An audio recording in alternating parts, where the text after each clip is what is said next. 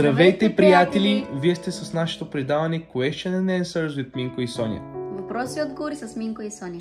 Радвам се за това време, което ще имаме и аз вярвам наистина да бъдете благословени от нещата, които ви споделяме. Вярваме, че Бог ни влага в сърцето и в мислите мъдрост, която да ви споделим.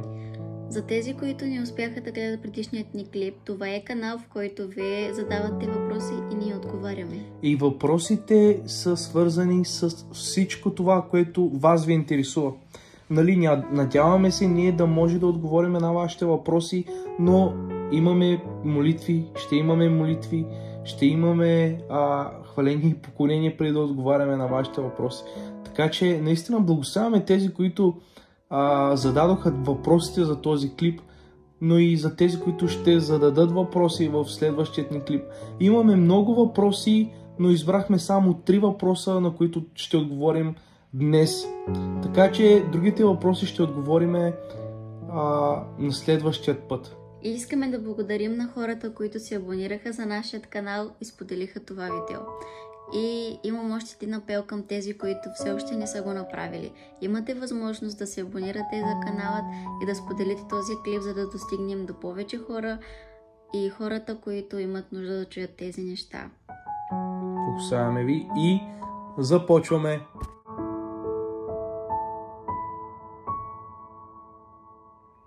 Съществува ли истинска любов?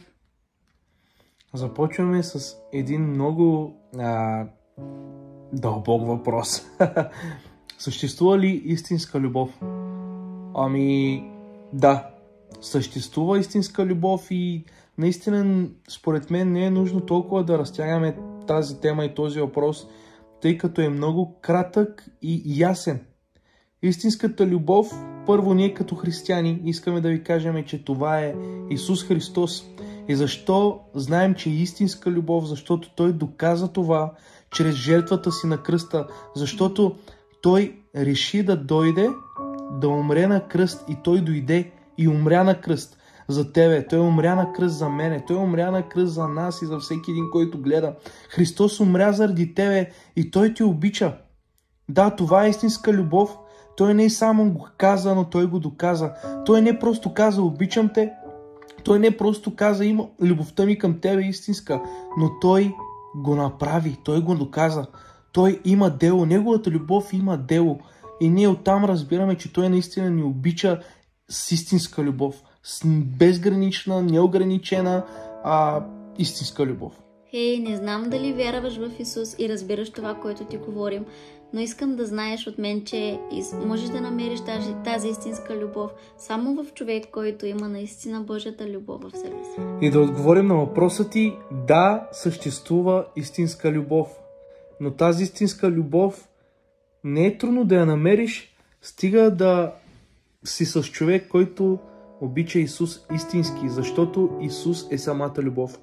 Ако този човек има Исус в себе си, ти ще намериш истинската любов, защото Исус е любовта. Благославяме те, надяваме се да сме отговорили на въпроса ти.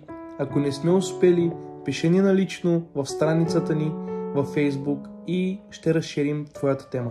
Но да, преди да преминем към следващия въпрос, искам също да ти кажа, че истинска любов в света, където не е Исус и не познават Исус по-точно, там истинска любов не съществува.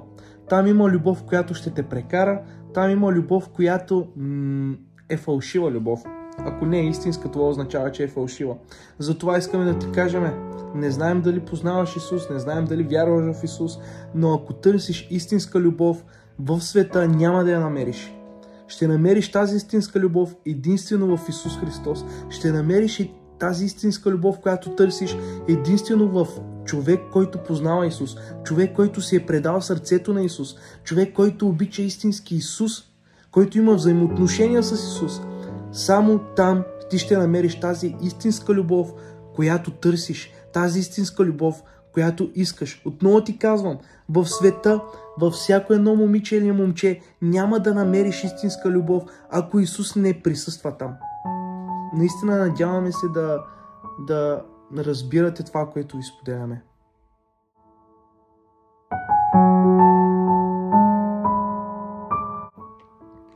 Как да впечатля едно момиче, като тя ме има само за приятел? Това е въпрос. Това е въпрос, който обхваща нас двамата. Точно. Защото когато аз започнах да я харесвам, тя не ме харесваше.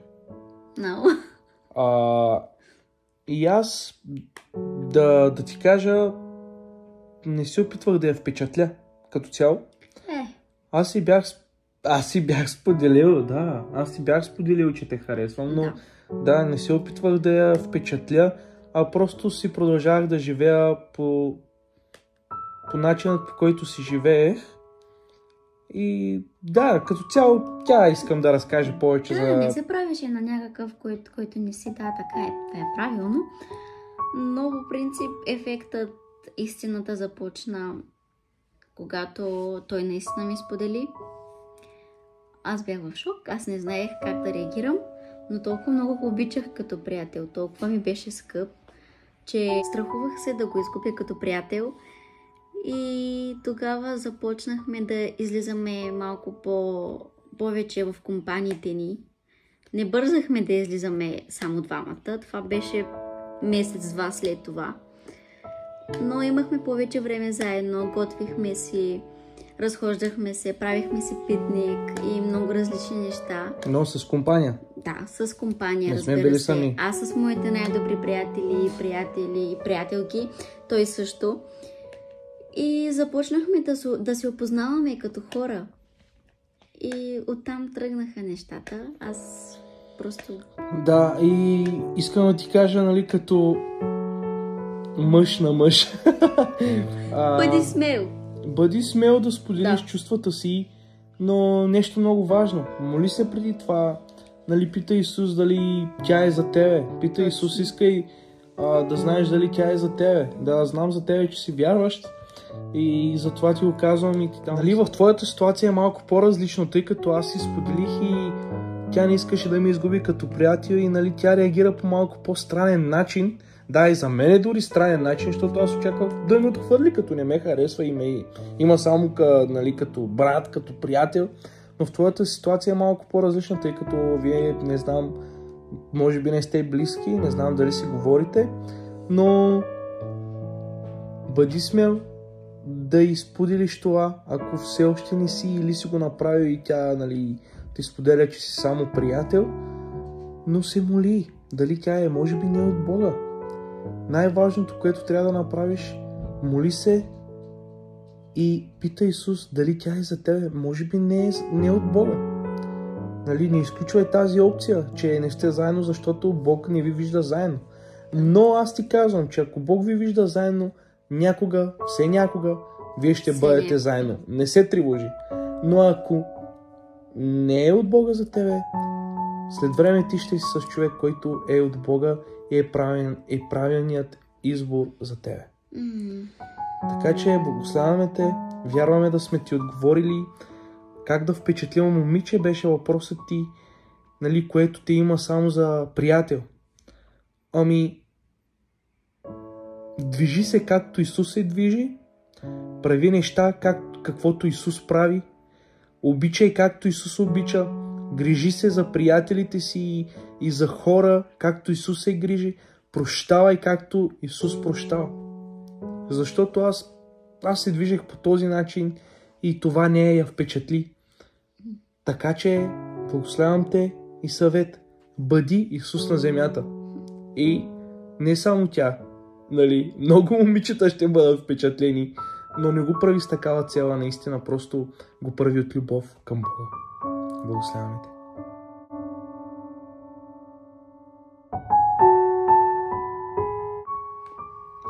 Една връзка може ли да се нарече връзка, ако Бог не присъства там? Много интересен въпрос. Ако Бог не присъства там, това означава, че ти си вярващ и вярваш в Исус. Добре, супер. Сега ще ни бъде по-лесно да отговориме. Да, искаш ли ти да започнеш с нещо? Да, добре. Става. Ами, много е трудно. И тази връзка, ако Бог не е там, ще те изтощи, може и да те води до някъде, където ти не си призван да си там. И не е окей да си с човек, който те отдалечава от Бог. Това връзка ли е, ако Бог не присъства там? Нали, въпросът е. Мисля, че... Ами искам да ти кажа, че ако Бог не присъства там, да, има връзка, в която Бог не присъства. То отново е връзка, но Бог не присъства там. И вече ти си преценяваш каква връзка искаш да имаш. Дали искаш да имаш духовна връзка, където Бог присъства, или недуховна връзка, където Бог не присъства. Ти може да прецениш и да изпиташ твоята връзка, ако си във връзка, дали Бог присъства там. От това, което правите, от това как се движите, от това какво разговаряте, и вече ти усещаш дали Бог е там. Ти виждаш дали Бог е там. Една връзка може ли да се нарече връзка, ако Бог не е там? Ами да, тя се нарича връзка, в която Бог не присъства. Да, така че наистина има духовна връзка, има и недуховна връзка. Ти избираш каква връзка да имаш. Връзка, където Бог да присъства, или връзка, където Бог не присъства. Това е много дълга тема, но да отговориме на въпроса ти, защото нямаме много време сега.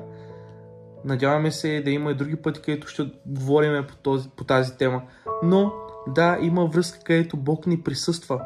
И тази връзка е светската връзка. Тази връзка е където дявола присъства. Защото ако в една връзка Бог ни присъства, кой друг ще присъства, ако не е дявол? Така че благославям те. Радвам се за този въпрос, който зададе, и ти отговаряме по този начин. Възможно е да има връзка, където Бог ни присъства и тя не се нарича християнска връзка, духовна връзка. Но да, християнска връзка, духовна връзка е тази, където Бог присъства. Хей, вярваме да сте благословени от това, което сте чули. Вярваме да сме помогнали поне малко в нещата, които преживявате.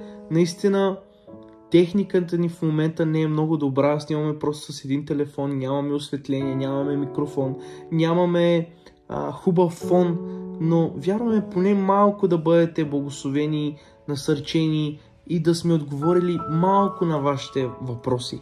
Така че, да, ти? Ами, аз вярвам, че ако Бог иска това да стане, ще стане. Ще имаме много по-добра техника, ще имаме микрофони, реклампи и всичко, от което се нуждаем. Но ние сме тук, все още сме тук, ние чакаме за вашите въпроси. И да, това е. И не забравяйте да се абонирате, да споделите този клип, за да може да достигне до повече хора. И наистина, абонирайте се. И отдолу в коментарите или в описанието ще има линк към нашата Facebook страница, където вие може да задавате вашите въпроси. И следващият клип ще бъде по-дълъг, защото ще обхванем по-дълбоки теми, по-дълбоки въпроси и въпроси, които ще разширим, а няма да бъдем толкова кратки. Така че останете с нас. До следващият път. Чао, чао!